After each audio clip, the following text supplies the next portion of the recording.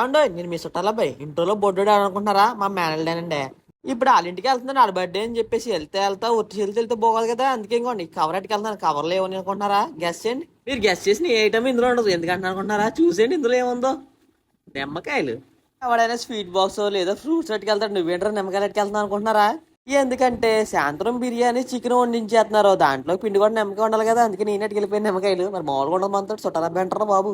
ఈవిడేనండి ఆ బొడ్డోడికి అయితే నానమ్మ, నాకైతే అమ్మ. మా బొడ్డోడికి నానమ్మ అంటున్నావు ఓకే బాగానే ఉంది. నీకు అమ్మ ఏంట్రా అంటారా? దానికి ఒక పెద్ద కథ ఉందండి, మీకు చెప్పిన అర్థం కాదు. ఇంకోటి మన బర్త్డే బాయ్ బొడ్డోడు ఇడే.